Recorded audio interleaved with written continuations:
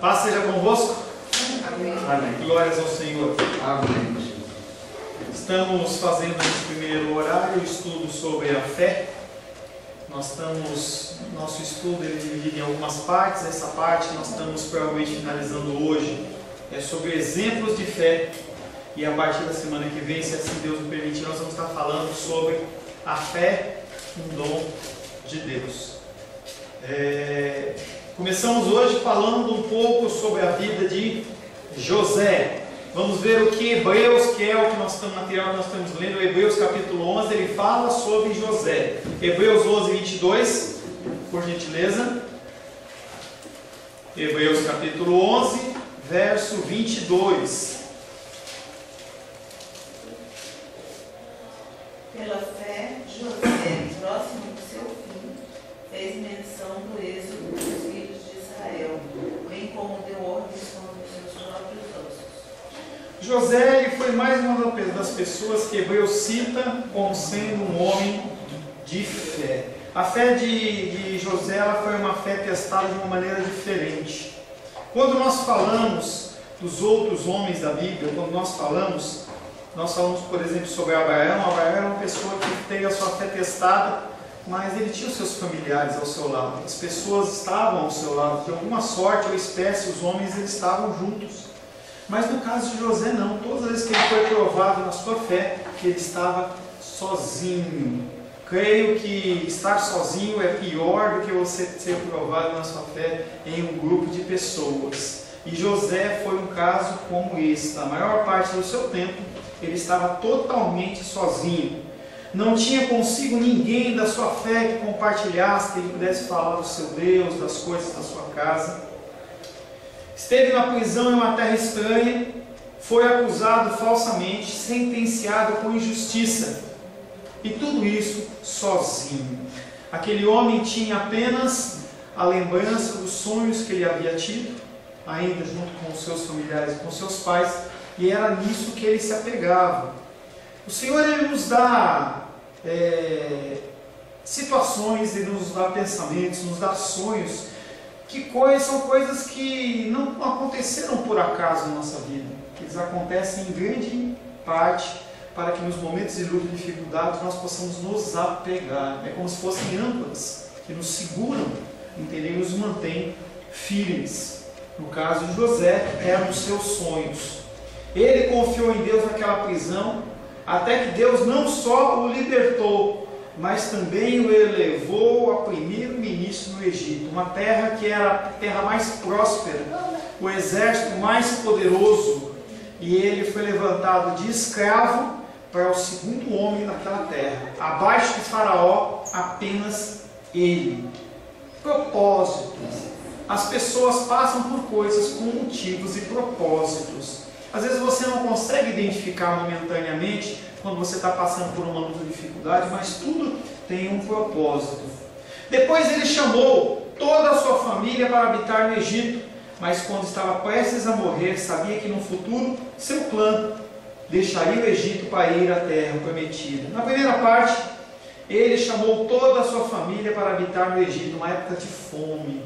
A terra estava passando por fome. E aquele povo lá estava passando fome e ia morrer. As 12 tribos de Israel, elas não iriam se concretizar porque eles iriam passar fome e iriam morrer. Então um dos propósitos, além de glorificar o nome do Senhor, José esteve naquele lugar para abrir campo, abrir lugar para que a família dele pudesse ser alimentada. Mas havia uma promessa, havia algo que tinha sido falado muitos anos antes para Abraão. Gênesis capítulo 15, versos 12, 13 e 14. João, por favor.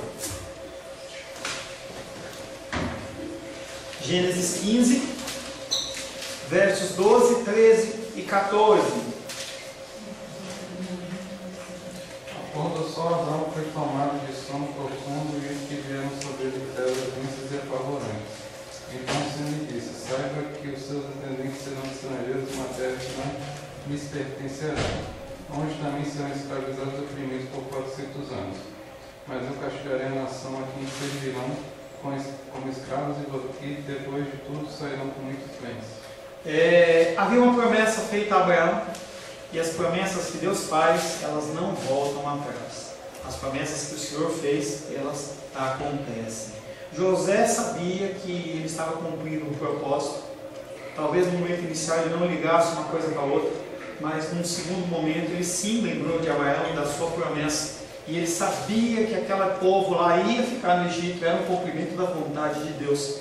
Mas aquele povo não ia ficar lá para sempre. Não ia ser um lugar, não era a terra prometida, aquela região do Egito. Não era um lugar que era definido para que o povo ficasse. E aí ele, sabendo disso, ele dá algumas ordens, ele dá alguns comandos. Ele conhecia essa promessa e sabia que o Egito seria uma terra dessas aflições. Gênesis capítulo 50, verso 25. Leia, Lu.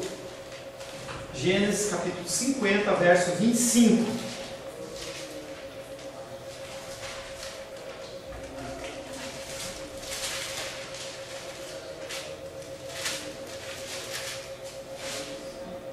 José fez jurar os filhos de Israel, dizendo: certamente Deus vos visitará e fareis transportar os meus ossos daqui. Promessa, lá atrás, Abraão. Esse homem tem sonhos, ele se dispõe, se coloca à disposição do Senhor, ele vive uma série de dificuldades, ele reconhece o propósito, ele consegue trazer a sua família, mas ele sabe que aquela família dele, aquele povo que iria se desenvolver, iria crescer naquele lugar, não iria ficar no Egito. E aí ele fala para aqueles homens, para o pessoal da descendência dele: olha, a promessa foi feita lá atrás e eu não quero que os meus ossos eles fiquem nesse lugar. José fez jurar aos filhos de Israel, dizendo: certamente Deus vos visitará e fareis transportar os meus ossos daqui. Prevendo a saída dos israelitas do Egito, antes mesmo que ela acontecesse, entendendo que isso aconteceu 400 anos depois, em seu último desejo de testamento, José deixou instruções: não esqueçam dos meus ossos.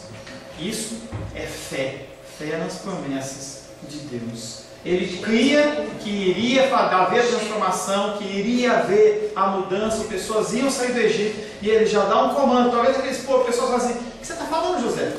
Nós estamos aqui no Egito muito bem posicionados, situados, você é uma pessoa que é honrada, aqui está falando em sair daqui. Pois é, ele sabia das palavras e das promessas de Deus. José estava dizendo: eu não irei para lá enquanto estiver nessa vida, mas eu quero que os meus ossos sejam desenterrados e sepultados de novo na terra prometida. Sei que meu povo irá para lá um dia, porque Deus prometeu isso. Isso chama-se fé. Você sabe que tem algo, você não está vendo, mas você acredita, porque quem falou não foi homem, e sim foi Deus. Êxodo capítulo 13, verso 19, a sequência desse texto.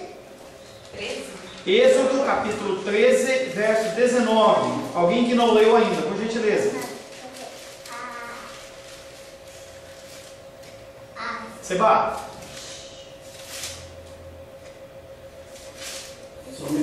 Êxodo capítulo 13, verso 19.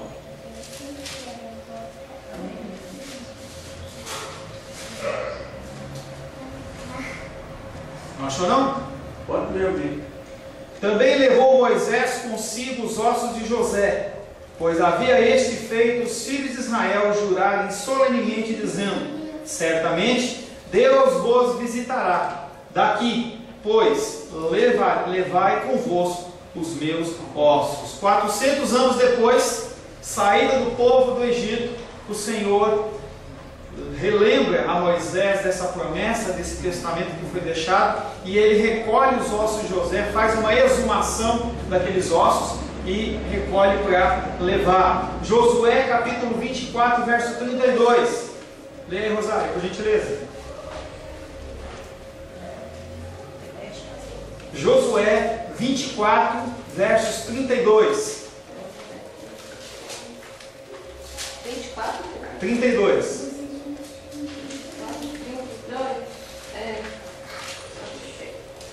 Os ossos de José, que os filhos de Israel trouxeram do Egito, enterraram-nos em Siquém, naquela parte do campo que Jacó comprara aos filhos de Amon, pai de Siquém, por 100 peças de pratas e que veio a ser a herança dos filhos de José. Que legal, lindo, né? Lindo, né? Toda uma história desse homem e vai se cumprir. Nem o osso de José ficou lá no Egito, mas ele foi transportado lá conforme a palavra que está escrita.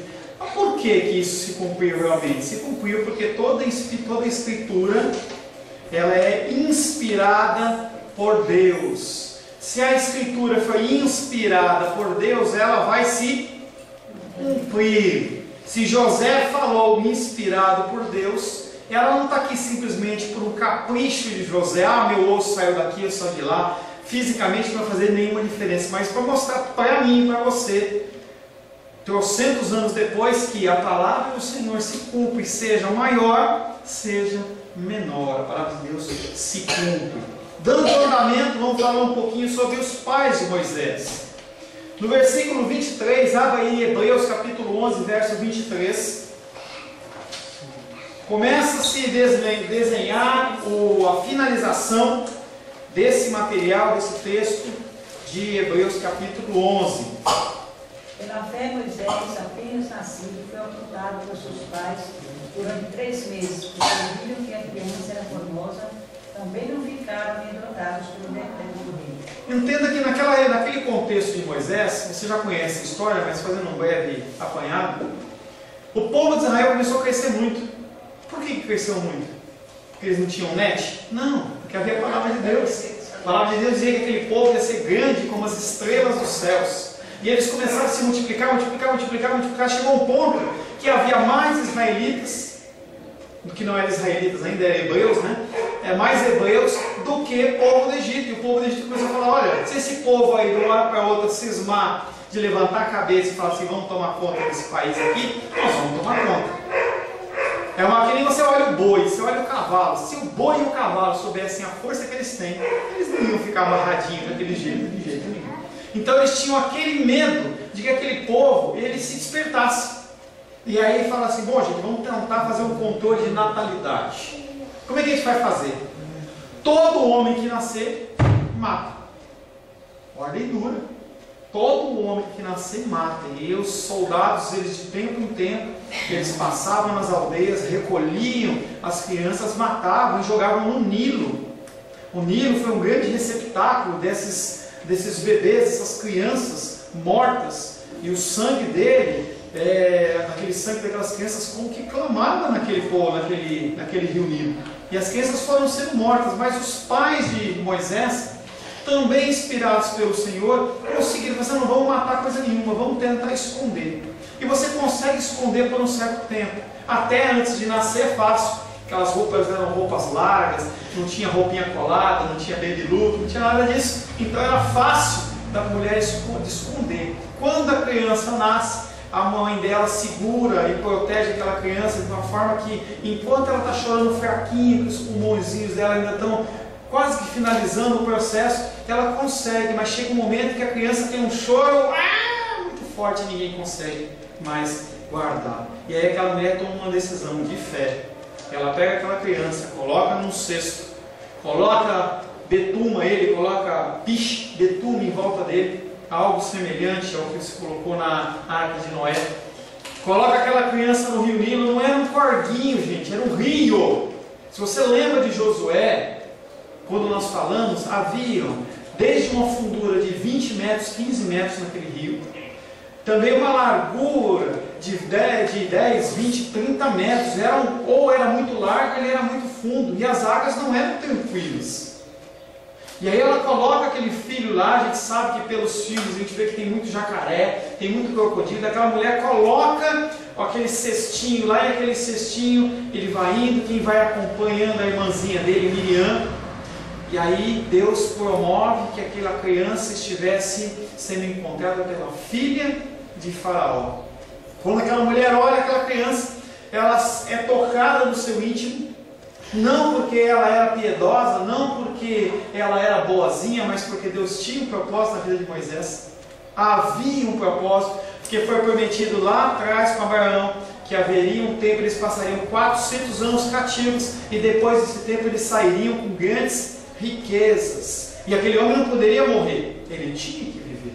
E ele não podia viver de qualquer maneira. Se algum outro hebreu o encontrasse, ele iria morrer, porque ele era um bebê e iria ser encontrado pelos soldados e ia morrer. A solução, filha do faraó. A filha do faraó está se banhando lá na beira do rio. Quando ela vê aquele cestinho chegando, ela pega aquela criança e fala assim: olha, filho dos hebreus, alguém fez uma loucura, mas eu vou cuidar dessa criança. Chega lá o papai dela, fala assim: papai, olha que eu encontrei, eu posso ficar com essa criança? Como se fosse um cachorrinho, né? Posso ficar com essa criança?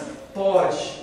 Mas como é que eu vou amamentar essa criança? Espera um pouquinho, eu vou arranjar uma mulher para estar amamentando. Quem que é levantado para amamentar? A própria mãe de Moisés. Coisa linda e maravilhosa a história do nosso Deus. Os pais de Moisés exerceram uma fé que é uma fé sobrenatural.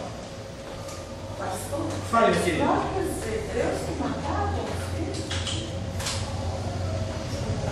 Eles tinham seus filhos e os soldados, eles deviam de tempo em tempo, não é relatado especificamente isso, mas de tempos em tempos aqueles soldados eles iam lá e pegavam as crianças e matavam. Deveria ter pessoas dentro das comunidades, dos grupos, né? Porque não era um ajuntamento, estamos falando em 3 milhões de pessoas. No momento inicial eles deveriam estar reunidos dentro da torre de terra de Gósen, tudo juntinho, mas conforme eles foram crescendo, eles devem ter se dividido em pequenos povoados ou pequenas cidadezinhas ali naquela região. Então eu creio que deveria ter soldados ou oficiais do governo em cada lugar, até para controlar, e de tempos em tempos eles deviam fazer alguma vistoria, alguma coisa assim, que eles pegavam as crianças e eles simplesmente matavam e jogavam no rio. Tá? Não é muito específico. Só um pouquinho. Fala, querida. Talvez eu tenha entendido na sua explicação aí. É referente aos ossos de José. Essa promessa, assim, tira os ossos de José do Egito. Isso foi uma promessa de Deus falando para José? Não. Eu falei o seguinte. Eu falei que havia uma promessa de Abraão.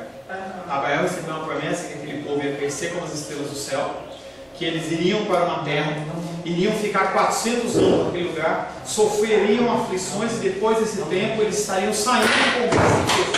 Tá? Essa era a promessa de Deus. José, sabendo daquela promessa de Deus, inspirado por Deus, porque tudo que está escrito na Bíblia a gente tem que crer que é inspirado pelo Senhor, é o conceito bíblico. Se a gente for pensar que tem parte que é e pensar que parte que não é, a gente complica tudo. Tá? A palavra de Deus, a Bíblia ela é a palavra de Deus. Então Deus inspira José, talvez primeiramente se lembrar da promessa, a ele declarar aquelas palavras e aí vai se cumprindo. Porque se não fosse uma palavra de Deus inspirada em José, você acha que Moisés ia lembrar de abrir um buraco para cavar o osso de José? Ia nada. Tá? Então o Senhor inspira José a falar aquilo. José faz a declaração perante os israelitas, as pessoas que estavam lá, os hebreus que estavam com ele. Quando Moisés nasce, 400 anos depois, 430 anos depois, ele nasce, ele cresce e tudo mais, quando todo aquele propósito de sair do Egito, ele vai buscar os ossos. Por quê? Propósito de Deus, que havia sido escrito na palavra. Amém? Mas entre o tempo que José morreu e a saída de Moisés do Egito foram quantos? 430 anos. A palavra de Deus fala em 400, mas quando você vê números e datas, você não pode se fixar na relatividade dos números. Ou melhor, você tem que entender que os números eles são relativos, eles não têm que ser literais. Tá? Então se fala em 400 anos, mas eles ficam literalmente 430 anos lá no Egito.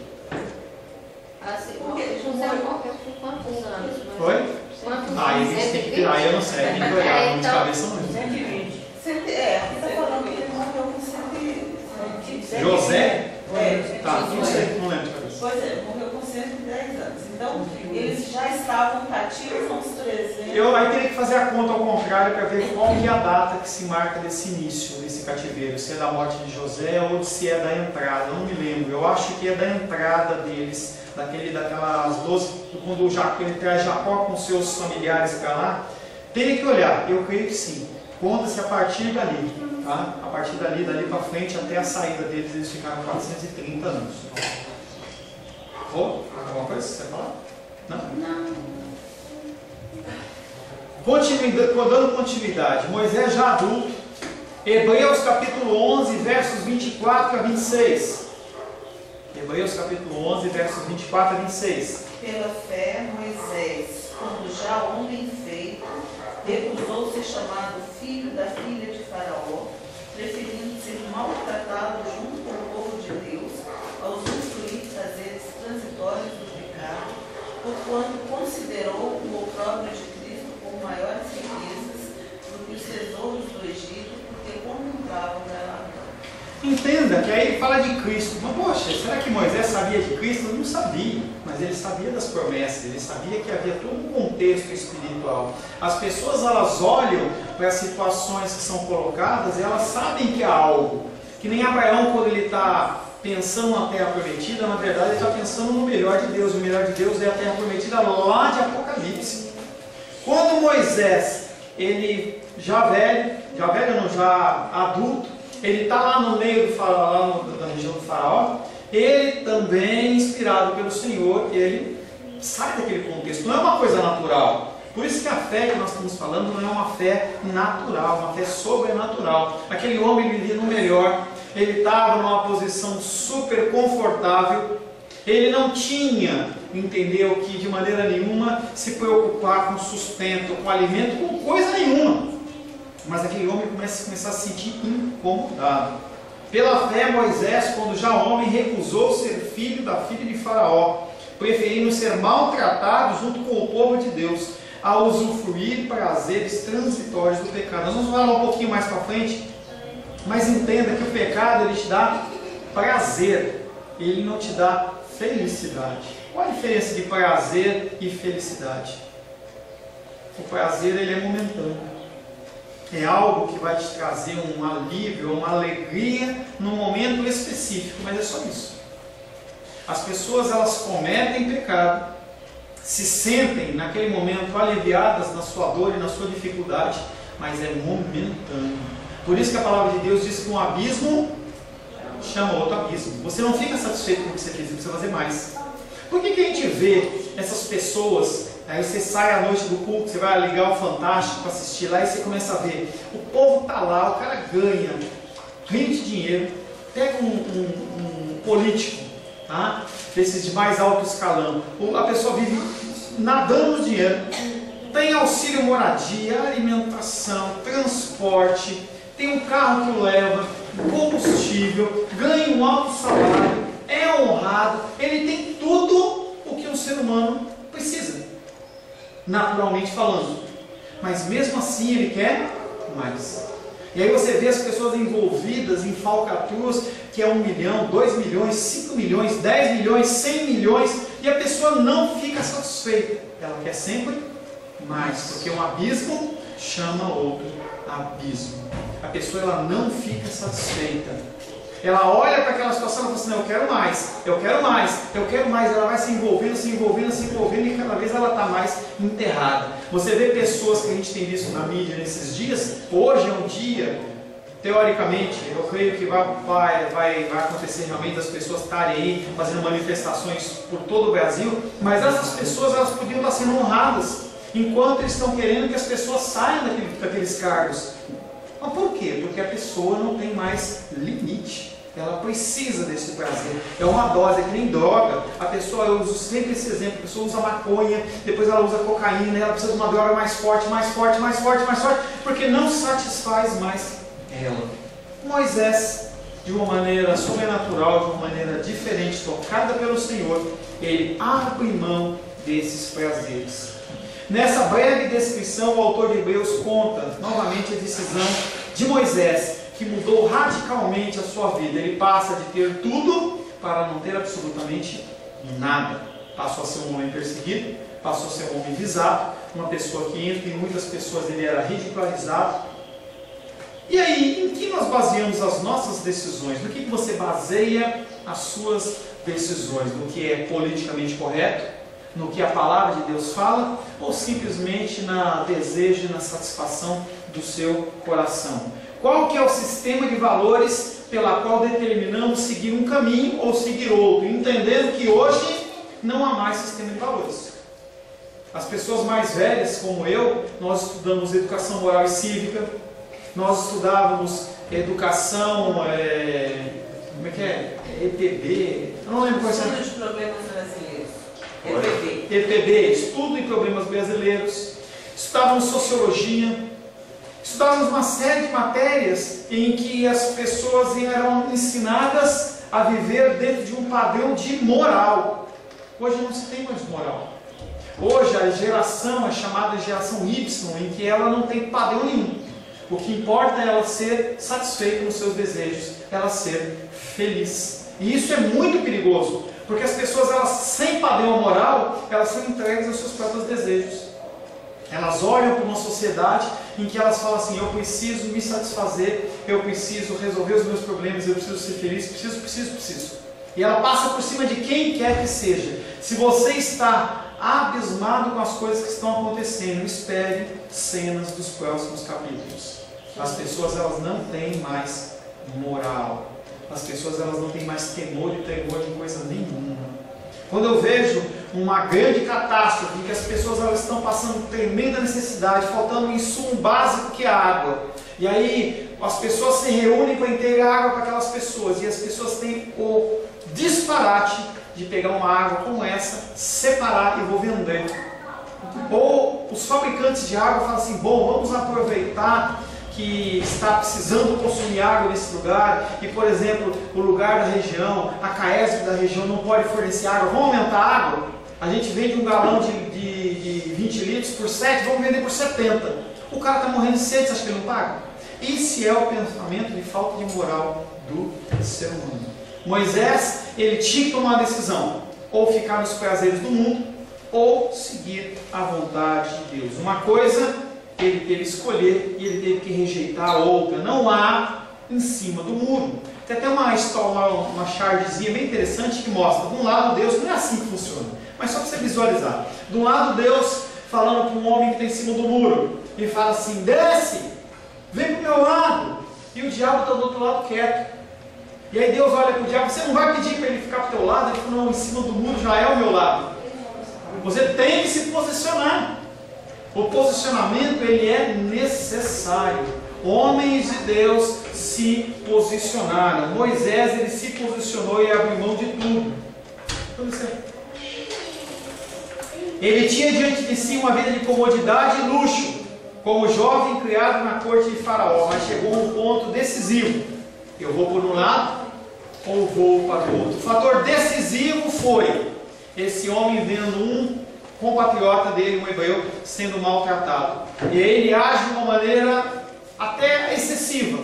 Ele vai defender aquele cara lá, e a hora que ele defende ele, ele acaba matando, ele enterra aquele egípcio. Havia pena para esse tipo de coisa, era a morte. E aí ele tenta esconder, chega no outro dia, ele vê dois hebreus lutando, brigando lá, ele fala assim: gente, para com isso. E aí eles olham e falam assim: o que você vai fazer com a gente? Quem te constituiu por chefe da gente? Você também vai matar a gente se a gente não te obedecer? É isso? E aí aquele homem fica naquela situação, ele é obrigado a fugir, vai pelo deserto e vai embora para cumprir o propósito do Senhor. Nenhum pecado jamais tornou qualquer pessoa feliz. O pecado não pode trazer felicidade, mas era apenas um prazer imediato. Como entre os prazeres transitórios do pecado e as aflições de Cristo, essa é a decisão que tem valor para todos sempre. Você é colocado em situações, você tem que optar: eu vou seguir as coisas que Deus fala, ou eu vou seguir as coisas que eu falo? E aí tem aquela frase: segue o seu coração, porque se o seu coração estiver falando, você faz. Cuidado com isso. Cuidado com isso, porque se você não estiver centrado em Deus, você toma uma decisão segundo a tua vontade. E ela é uma situação que tem consequências. Independente de você se arrepender ou não, falo para as pessoas que a gente conversa, que a gente discipula, independente da decisão que você toma, independente do teu arrependimento, sempre haverá consequências. Consequências mais amargas, consequências mais danosas, mas sempre haverá consequências. Posso imaginar as pessoas se aproximando de Moisés no deserto de Midian, onde ele ganhava a vida com dificuldade, perguntando: antes você não vivia na corte do faraó? O que você está fazendo aqui? O que você aprontou? Porque a visão nossa de ser humano é essa, né? O que você aprontou? E aí eu posso até ver ele, dizendo, olha, estou vivendo pela fé. Viver pela fé é acreditar nas promessas de Deus, independente da situação que você está vivendo. A fé de Moisés começa antes dele nascer e vai até depois da sua morte. Hebreus 11, versos 23 a 29. Pela fé, Moisés, apenas nascido, foi ocultado por seus pais durante 3 meses, porque viram que a criança era formosa. Também não ficaram amedrontados pelo decreto do rei. Pela fé, Moisés, quando já homem feito, recusou ser chamado filho da filha de Faraó, preferindo ser maltratado junto com o povo de Deus, a usufruir de prazeres transitórios do pecado, porquanto considerou o opróbrio de Cristo por maiores riquezas do que os tesouros do Egito, porque contemplava o galardão. Tá? Então aí conta a história de José em 6 versículos, mostrando para ele desde o nascimento dele até o fim da história que está demonstrando em relação a Hebreus. E no nosso mundo confuso, nós vamos falar um pouco. O autor de Hebreus continua depois de Moisés citando um exemplo de fé após o outro. E nós não vamos ficar discutindo um após o outro, mas não é apenas fazer uma leitura corrida. Hebreus 11, de 29 a 38. Hebreus capítulo 11, eu vou ler. Hebreus 11, versos 29 a 38. Pela fé celebrou a Páscoa, Moisés, pela fé celebrou a Páscoa e o derramamento de sangue, para que o exterminador não tocasse nos primogênitos dos israelitas. Pela fé, atravessaram o Mar Vermelho, como por terra seca, tentando os egípcios, foram tragados de todo. Pela fé, ruíram as muralhas de Jericó, depois de rodeadas por 7 dias. Você consegue imaginar uma muralha, sei lá de que altura? Eu lembro que na época eu fiz o cálculo, mas não imaginar uma altura de, sei lá, 20, 30 metros de altura, uma largura, pedras, dessa largura de pedra de um lado até o outro, e você ficar circulando em volta dessa muralha, e depois você dá um grito e a muralha cair. Isso é coisa de fé, é doideira, né?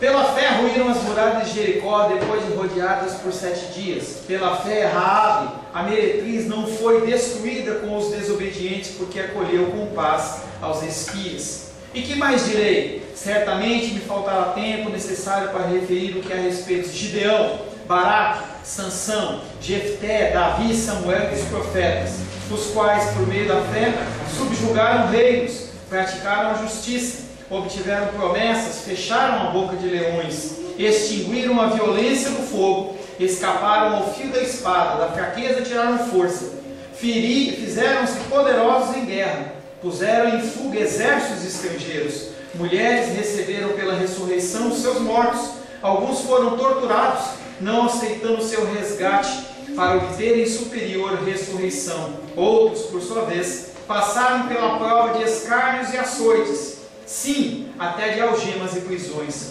Foram apedrejados, provados, cerrados pelo meio, mortos a fio de espada. Andaram peregrinos vestidos de pele de ovelha e de cabras, necessitados, afligidos, maltratados. Homens dos quais o mundo não era digno. Errantes pelos desertos, pelos montes, pelas covas, pelos anjos da terra. Ora, todos esses que obtiveram bom testemunho, por sua fé, não obtiveram, contudo, a concretização da sua promessa. Você vê que esses homens que às vezes a gente olha como exemplo e a gente fala, eu queria ter uma fé como esse homem, como aquele homem. Essas pessoas, elas entregaram o seu tudo. E não é uma coisa que é uma fotografia de um passado distante. Hoje ainda ocorre. Nas igrejas, quando a gente olha pelas igrejas perseguidas pelo mundo, a pessoa, ao aceitar Jesus, ela perde a sua casa, ela perde o seu trabalho, a sua família. Se a família não compartilha da sua fé, é a família o entrega, e aquele homem é machucado, ele é morto, ele é cortado ao meio, ele é empalado, tocado fogo nele. Essas situações que aconteceram no passado acontecem nos dias de hoje ainda. E nós, como cristãos, nós vivemos num contexto de muita tranquilidade. Nós não passamos por isso. Nós não passamos por isso. Mas dentro das pequenas escolhas que você é colocado a par, como você decide? O que você faz? Eu acredito piamente, de todo o meu coração, que a gente vai passar momentos como esses, em que a gente vai ter que optar. Eu vou fazer isso ou vou fazer aquilo. As pessoas, elas vão nos entregar. Quando você vê essa onda islâmica chegando, isso é muito fácil de começar a acontecer. É só alguém se levantar, começar a resolver os problemas do Brasil, e aí vai se mudando num ciclo de 10, 20, 30 anos, a gente pode estar passando por isso. É muito simples, é muito fácil a gente estar passando por isso. Hebreus capítulo 11, versos 39 e 40. Lê, Dini, por gentileza. E não obstante, todos eles se bem que pela fé tenham recebido um bom testemunho. Apesar disso, não se beneficiaram da realização da promessa, pois Deus previa para nós algo de melhor, para que nós não chegássemos à plena realização. E tudo isso é propósito de Deus. Tudo isso acontece segundo a vontade decretiva de Deus. E aqueles homens passaram por que eles passaram e não viram o cumprimento da promessa. Homens morreram, seus filhos viram ele morrer e não houve resgate. As pessoas, elas passaram pelas suas lutas e dificuldades e elas não viram as coisas acontecer. Mas por que isso aconteceu? O autor está dizendo que esses santos tiveram de esperar por mim e por você. Apenas imagine se a obra da redenção tivesse acabado há 10 anos atrás, 20, 50, 100 anos atrás, 200 anos atrás, 500. Se isso tivesse acabado lá atrás, como é que ficaria eu e você? O Senhor, Ele aguarda dentro da vontade dEle que o tempo ele vá continuando, para que aqueles que são dEle possam realmente optar e aceitá-lo. É por isso que a gente tem que falar de Cristo a tempo e fora de tempo. A gente não pode abrir mão dos nossos entes queridos e familiares de uma forma tão fácil. Cara, ele não quer. Deixa. Não, deixa ele ir. Então a gente tem a obrigação de falar. É lógico que, pela graça e misericórdia de Deus, a coisa vai acontecer independente de mim e de você. Falava essa semana, você tem que entender, falar com uma pessoa, você tem que entender que Deus, Ele não está dependendo de você para nada. As coisas que Deus tem que fazer não são atreladas à sua boa vontade. Elas vão acontecer. Mas você vai ser julgado em relação a essas coisas. Você e eu vamos ser julgados. É triste pensar no preço que foi pago para resgatar o Evangelho no passado. E depois pensar na maneira desdenhosa que as mesmas coisas são tratadas nos nossos dias. Homens morreram por causa do Evangelho. Homens morreram para que a palavra de Deus pudesse estar na sua mão. Já falei uma vez e volto a falar. Você acha que essa tradução da Bíblia que está nas suas mãos, ela foi escrita de que maneira? Foi tranquilo? Você acha que era fácil uma pessoa traduzir uma versão da Bíblia? Ou era permitido? O entendimento era que apenas os religiosos, apenas os clérigos, eles poderiam ter acesso à Bíblia. Mulher não poderia ler. Homem que não era um clérigo, ele não poderia ter acesso. Você decidir traduzir aquilo para a sua língua era um ato de blasfêmia e você tinha que ser morto. Morria queimado, morria cortado ao meio, morria de uma forma violenta. E homens no passado, eles morreram para que essa palavra pudesse ser escrita primeiramente pelo sangue de Cristo e depois por sangue deles. E nós tratamos a palavra de Deus de uma forma desdenhosa. Nós não estamos nem aí, nós não procuramos viver aquilo que está escrito aqui. Fala, Dini. Só um entendimento melhor desse versículo 40 aí, de Hebreus 11. Pois Deus prevê para nós algo melhor, mas depois da pergunta a gente vê, para que se nós não chegássemos sem a plena realização. Ele segura a complementação da redenção para que nós pudéssemos ser alcançados. Tá? Se o Senhor ele finaliza a obra da redenção quando Cristo morre e ressuscita, poderia ter acabado ali? Cristo morreu, ressuscitou, acabou. Mas o Senhor ele vai postergando porque haviam pessoas ainda a serem alcançadas. Os gentios tinham que ser alcançados. A palavra de Deus está dizendo que as pessoas iam ser tratadas como iguais. Não haveriam gregos, escravos, não haveriam homem, mulher, não haveria não, seriam filhos de Deus. Para que isso ocorresse, o Senhor posterga essa finalização, essa redenção, para que as pessoas pudessem ser alcançadas. Mas aí a gente não faz nada. A gente continua com essa vida medíocre, de dia após dia, não viver a vontade do Senhor. A consequência é que Deus não vai honrar uma igreja constituída de covardes. As pessoas que são covardes dentro da igreja, elas vão ficar. Tem uma ilustração de um pastor que ele diz que Deus ele é tão justo, eu quero falar isso para vocês. Ele é tão justo que as pessoas que não fazem nada, elas só ficam olhando. No dia do juízo do Senhor, em que a igreja for tomada e arrebatada, essas pessoas também vão ser honradas. Elas vão continuar observando. Vão observar, se Deus assim permitir, eu e você subindo, e elas vão ficar só observando, porque o tempo que elas tiveram para agir, legais, né? O tempo que as pessoas nós tivemos para agir, nós agimos como covardes. Aí eu não vou me posicionar, porque o que eu faço? Se eu agir, pode ser que eu perca o meu emprego, pode ser que as pessoas não me amem mais, pode ser que eu não fale mais com meu pai, não fale mais com a minha mãe, pode ser que aconteça uma série de coisas. E as pessoas elas relevam, deixam passar para continuar naquela posição de conforto. Nós não somos chamados a ficar em situação de zona de conforto. Nós somos chamados a tomar situações e decisões em que nós abrimos mão de prazeres ou de situações em detrimento da causa de Cristo. Sim, Rô. Esse aí também está incluído a gente tentar falar para as pessoas de Cristo, né? Com certeza. Não, mas vezes, 99% não é só falar, é falar e viver. Entendeu? Mas faz parte, né? Se você chegar para um lugar, dependendo do lugar, se você for falar de Cristo, você pode ser mandado embora do seu emprego. Faça desse jeito. Se a pessoa ela é umbandista, ou se ela é homossexual, e você mandar ela embora por isso, ela recorre no tribunal e ela é obrigada a ser reaceita. Não estou dizendo que é uma regra. Não estou dizendo que é uma regra. Mas grande possibilidade de você se colocar como cristão e alguém te mandar embora e você ficar sem emprego. Não tem o que fazer. É porque a gente tem que aproveitar as oportunidades. Nós temos que apresentar as oportunidades. Nós temos que apresentar as oportunidades. Sempre dirigido pelo Senhor, sempre buscando a direção do Espírito Santo, nem que seja chato, nem que a gente compre guerras e batalhas que não são para nós comprarmos. Porque também tem outro extremo. A pessoa ela entra numa postura religiosa em que ela tem que fazer. Como eu já vi na época que eu andava em batalha espiritual, as pessoas... as coisas que não são de Cristo são do demônio. Aí a pessoa ia lá no centro de Umbanda, de Macumba, ia lá, quebrava coisas. Não é isso a instrução. Entendeu? Não, eu vou porque eu tenho que fazer uma limpeza. Será que é isso que Deus pediu? Entendendo que nós somos servos do Senhor. Se o Senhor manda fazer, nós fazemos. Se Ele manda a gente não fazer nada, a gente não faz. Você não pode ter nem a postura cômoda, nem de postura totalmente religiosa, em que você não faz nada ou que você faz tudo segundo a tua força. E a gente vai falar sobre humildade de espírito depois do intervalo, e a gente vai chegar nesse contexto.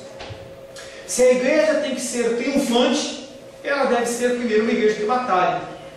O lema das igrejas é: venha para a minha igreja, porque aqui você vive de glória em glória, vitória em vitória. Como é que você pode ter uma vitória e uma glória se você não lutou e não batalhou?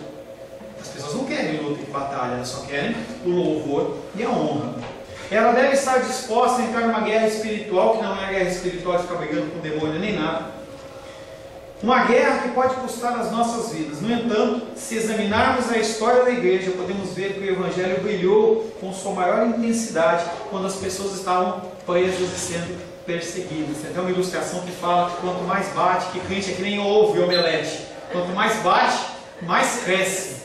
Entendeu? Os tempos de maior crescimento da igreja foram tempos em que Roma foi em cima daquele povo, e se a pessoa falasse ou exprimisse que era cristão, morria, queimava, matava tudo. E aí o povo começou a ir para cada um para a sua terra, foi a grande dispersão, e ali eles puderam falar do amor de Deus. Ali que o cristianismo mais cresceu. O problema é que nós gozamos de tantos confortos nesse mundo e nós preferimos tê-los a viver como aqueles que foram peregrinos e forasteiros da terra. Por que eu vou abrir mão das coisas? Eu prefiro ficar do jeito que eu estou. Aí você olha no horizontal, você vê a grande massa de cristãos vivendo do mesmo jeito, você fala assim: eu estou melhor que eles. Só que o padrão ele é Cristo. Há uma conclusão para essa lista de heróis da fé apresentada em Hebreus 11. Mas essa conclusão vem no começo do capítulo 12. E se você vai começar o capítulo 12, é tão estranho que ele começa com portanto. Como é que começa um capítulo de um livro escrito portanto? Sempre me pergunto como um capítulo pode começar com a palavra portanto, visto que essa palavra não é uma palavra que conclui, continua a história do capítulo 11. Para o nosso benefício, eis a conclusão.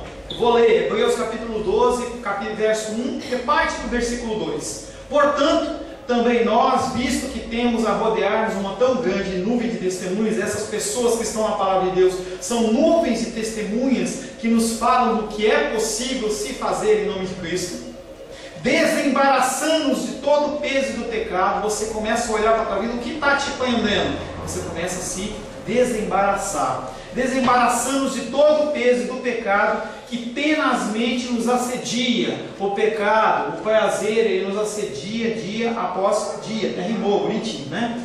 Corramos com perseverança a carreira que nos está proposta, olhando firmemente para o autor e consumador da nossa fé. Interessante que, apesar de ter falado de Abraão, falado de José, falado de Noé, de todos esses homens da Bíblia, a Bíblia não nos exorta a olhar para esses homens. A Bíblia nos exorta a olhar para o autor e consumador da nossa fé. Hebreus 12, parte B do versículo 2, diz: o qual, em troca da alegria que lhe estava ali proposta, suportou a Cristo, suportou a cruz, não fazendo caso da ignomínia, que seria o escárnio, e está sentado à destra de Deus. Jesus Cristo é o nosso maior exemplo, em que ele não tinha que fazer nada disso, mas ele abre mão da sua glória, da sua graça, momentaneamente, para servir e cumprir a vontade de Deus. Ele, em troca da alegria que ele tinha, ele suportou a cruz, não fazendo caso do escárnio, e agora ele recebe o prêmio, que é estar sentado à destra de Deus. Temos o homem como exemplo, mas não devemos olhar para os homens, nós devemos olhar para Jesus. Pastor, Fale, querida. tem aqui uma dúvida. Se eu puder te ajudar. Jesus está sentado à destra de Deus e pensando assim, como é que Jesus, sim, ele saiu de, ele é Deus, Sim. saiu do trono de Deus, veio aqui para a terra, mas aqui veio como homem. E voltou, pelo que eu entendo, ele está lá como homem. Não. Ele é Deus. Mas por que faz questão de dizer que ele está à destra de Deus? Nenhum homem Funcionamento, porque a subiu destra. ao céu a não ser aquele que desceu. Ele está à destra de Deus porque é uma posição dentro da linguagem medieval. Você está à destra de alguém, é uma posição de autoridade. É simplesmente uma designação que há autoridade, uma autoridade, um nome sobre todo nome, um poder acima de todo poder sobre a vida de Cristo. Apenas isso. Ele, como Deus, como homem, ele, como Deus, ele veio, se encarnou, ele foi 100% Deus e 100% homem, teve o seu corpo glorificado e hoje ele está à destra do lado de Deus como Deus. Ao lado dele mesmo. Hã? Ao lado dele mesmo. Ao lado Mas e dele por que mesmo. ninguém subiu ao céu a não ser aquele que desceu? Ele está falando de posicionamento. Ninguém tem acesso ao altar, lugar onde Deus mora, aonde Deus vive. Esse terceiro céu não é um lugar que nenhum homem viveu. Ele sobe, mas ele tem o corpo dele glorificado, transformado. Ele sobe não como homem. Pois eu vou continuar com essa vida. Amém, vamos precisar. Pastor, eu creio assim. Na minha, sei lá, tem Deus Pai, Deus Filho e Deus Espírito Santo, né? Então eu creio que tem o Deus Pai e o Jesus, que também é Deus, mas ele está à direita de Pai, porque não são três pessoas em uma São só? três pessoas num cumprimento, e será o nosso E o próximo Espírito tema Santo. sobre Trindade. A minha ideia é falar sobre Trindade, depois tem que falar sobre as pessoas da Trindade. Eu sei que ele é Deus, eu não tenho Me cobre que eu vou levantar essas informações. Pois é, Tá? não tenho dúvida nenhuma que Jesus é Deus, não tenho dúvida disso.